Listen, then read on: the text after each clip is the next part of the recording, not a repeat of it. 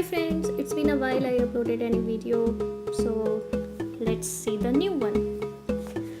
After seeing my previous nameplate video, my cousin asked to make one for her, so I have made this nameplate to give on her new home ceremony.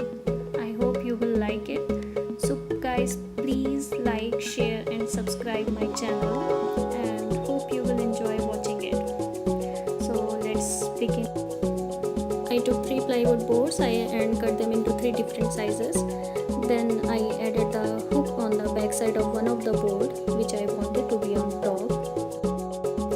Then I decided to give some texture in the background, so I used mixed media fiber paste from Little Birdie.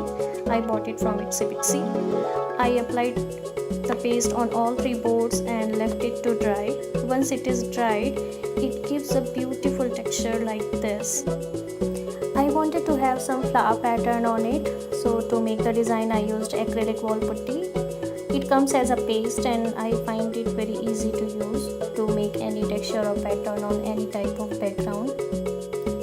Then I made some flowers and leaves on the board with the paste. A sample I am showing you here how I made it using the palette knife. The reason I use wall putty because I feel it is cheaper than other modeling paste and it is really easy to use, and since it does not dry immediately, you still have chance to correct your mistakes and you can make any type of design or pattern you want. And because it is white cement, it is really strong and it is easy to work. If you do not have wall putty and if you do not want to use it, you can use plaster of Paris also. You can buy that as a powder and mix glue and water and make a paste like this.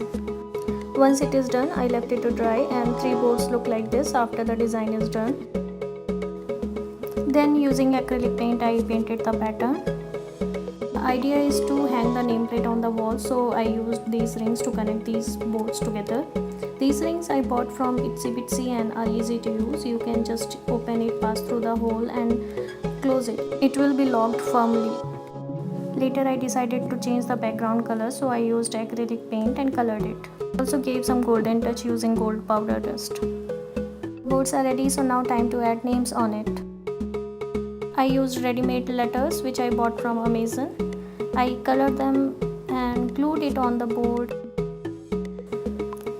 Guys, the nameplate is ready. Since I have hidden the names so you can see colored letters underneath. I hope you guys liked and enjoyed watching it. Please like, share and subscribe, and thank you so much.